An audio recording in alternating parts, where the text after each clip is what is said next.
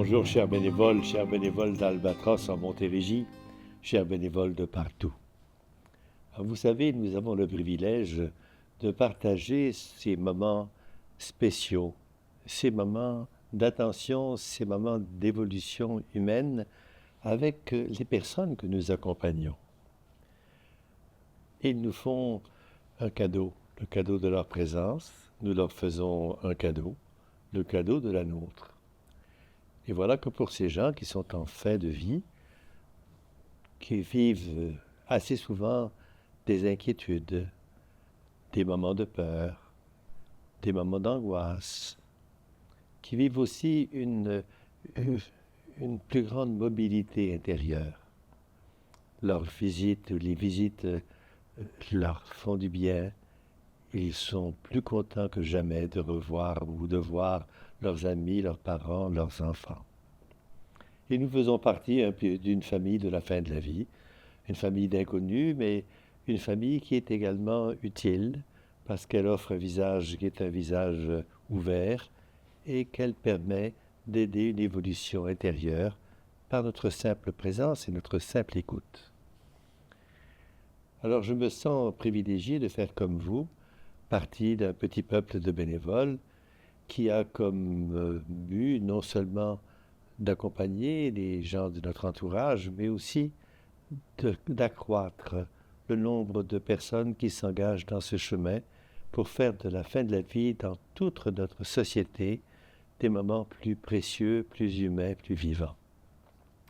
Et voilà que pour faire ce travail de bénévole, il est très important d'être un bénévole heureux. Un bénévole malheureux, eh bien, au bout de quelques semaines, quelques mois, il cesse d'être bénévole. Il cesse parce qu'il n'y trouve pas une raison d'être, une raison de vivre, un sens profond. Au contraire, un bénévole heureux attend avec intérêt ce moment de la semaine où il va passer 2 ou 3 heures avec un inconnu qui est devenu quelquefois un ami, avec lequel un échange est non seulement possible, mais est intéressant et nous amène ailleurs. Être un bénévole heureux, c'est donc la condition essentielle pour rester bénévole. J'ai eu le privilège dans ma vie d'être accompagné. J'ai été à la fois bénévole et à la fois soignant par des bénévoles heureux, dont certains ont été bénévoles pendant 37 années consécutives, toutes les semaines. On ne devient pas un bénévole qui vient pendant 37 ans, toutes les semaines, donner 2 ou 3 heures de son temps, si on ne vit pas cette évolution intérieure et cette maturation personnelle qui est un cadeau de celui qu'on accompagne. En effet, on ne naît pas humain, on le devient progressivement. Et le bénévolat est une bonne façon de faire cela. Il nous expose à l'autre, un autre différent de nous, un autre qui a d'autres chemins, d'autres préoccupations, mais un autre qui, avec nous, vit un moment de partage. Et un moment de partage, c'est comme d'arroser une plante et de lui donner un peu d'eau pour qu'elle croisse. Alors, qu'est-ce qu'il faut pour demeurer un bénévole heureux? D'abord, il faut avoir été bien formé comme bénévole. Voyez-vous, vous le savez, vous avez déjà accompagné l'un et l'autre et vous vous rendez compte que continuellement, il y a des questions qui s'élèvent dans votre esprit et ces questions-là, très souvent, ont été déjà abordées au cours de la formation. Et cette formation, elle est d'abord une formation initiale, bien sûr. Albatros, c'est 136 heures précieuses pour regarder autrement la fin de la vie. Mais c'est plus que cela, car au fur et à mesure de notre expérience de bénévolat, on a besoin de petits compléments de formation pour répondre à des questions concrètes qui n'étaient pas présentes dans la formation initiale. Il faut donc, quelque part, se donner des options de formation continue. Mais il n'y a pas que la formation. Parce que voyez-vous, lorsque nous rencontrons quelqu'un, nous nous rencontrons avec les personnes complexes que nous sommes. Nous avons nous-mêmes une histoire, nous avons nous-mêmes des blessures, nous avons nous-mêmes des allergies, des difficultés, peut-être des préjugés. Et à accompagner d'autres, ces réalités se cognent un petit peu à l'intérieur de nous. Et il est très précieux de pouvoir en parler. Et donc, un deuxième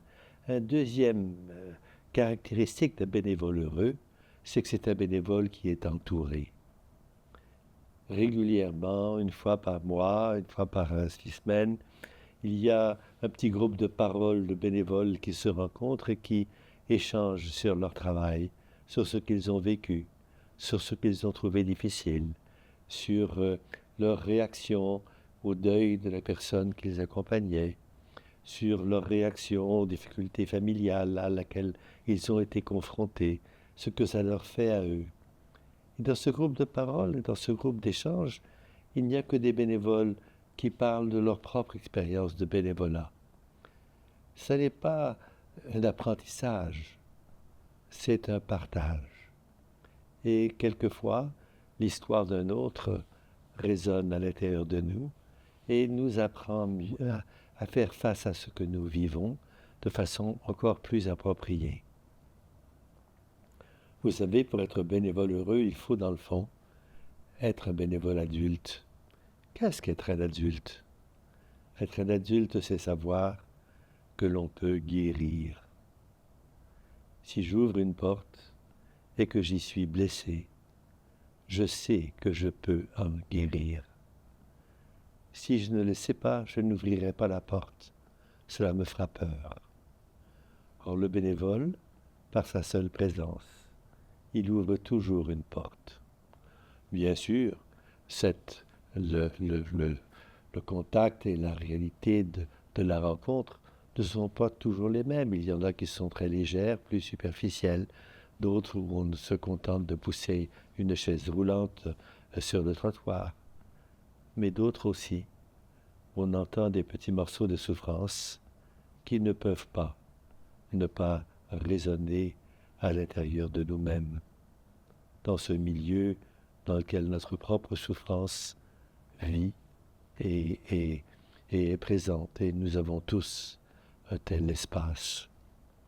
Et donc, la rencontre, le dialogue avec d'autres, permet de donner une espèce de sérénité, d'introduire une sérénité et un processus de guérison qui est important pour rester un bénévole heureux.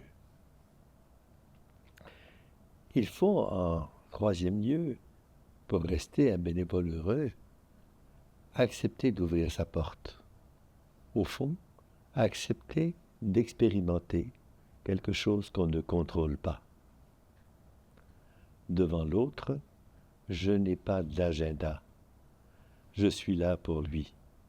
Et c'est lui qui m'amène où il veut. Et si j'accepte de faire ce chemin avec lui, qui est au fond le geste fondamental du bénévole, j'accepte moi-même de changer et de grandir. Il n'y a pas de conversation sans qu'il y ait des effets bilatéraux. Un autre aspect qui est important pour les bénévoles, et surtout pour les bénévoles en institution, c'est qu'ils se sentent bien intégrés à l'équipe de soins. C'est pas une cerise sur le dessert qui vient passer 1 heure ou 2 avec 1 ou 2 ou 3 malades. Il s'agit d'un geste thérapeutique pour le malade.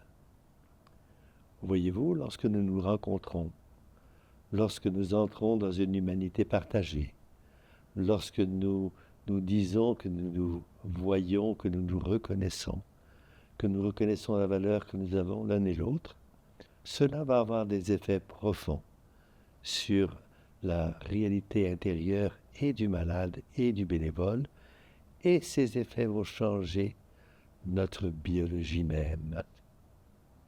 Cela va nous rendre plus heureux, plus calmes, plus résilients, peut-être aussi plus ouverts, peut-être aussi fondamentalement plus confiant dans un avenir, même si celui-ci est alourdi par la maladie. Être intégré à l'équipe de soins, ce n'est pas toujours simple. Dans certains milieux, les bénévoles sont vus comme bienvenus et sont bien compris dans leur action. Dans d'autres milieux, les bénévoles, l'équipe soignante peut se demander qu'est-ce qu'ils viennent faire là.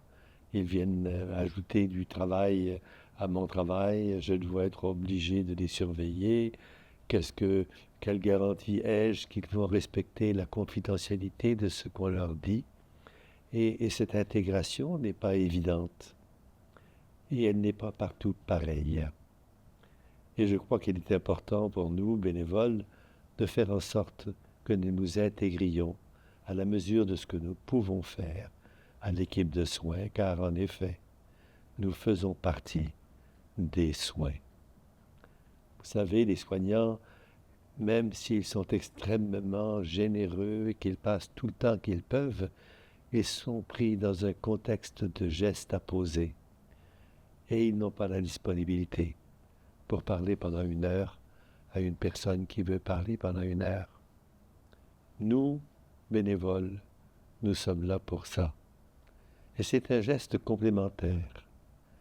Et de réaliser cette complémentarité d'action entre le soignant, qu'il soit médecin, qu'il soit infirmière, qu'il soit préposé, ou toute autre fonction autour de malades en fin de vie, sont réellement en complémentarité avec nous. Et notre présence peut faire en sorte que la leur devienne encore meilleure. Et c'est évidemment réciproque, parce que nous avons besoin de malades qui sont bien soignés et confortables pour pouvoir avoir un lien, une conversation, une présence avec eux. Il faut également parler, comme condition de bonheur pour le bénévole, de la régularité dans le travail. Lorsque nous sommes régulièrement bénévoles, eh bien, nous sommes continuellement alertés et sur le pied de compréhension de ce qui se passe. Et puis si on oublie de voir un malade ou qu'on ne peut pas y aller pendant 1 mois ou 2 mois, il y a quelque chose qu'il faut recommencer. La régularité entretient une disponibilité et aussi ces petits gestes qui sont au fond des gestes d'accueil et des gestes d'amitié en plein respect, et aussi avec cette observation qui nous montre ce que le malade vit.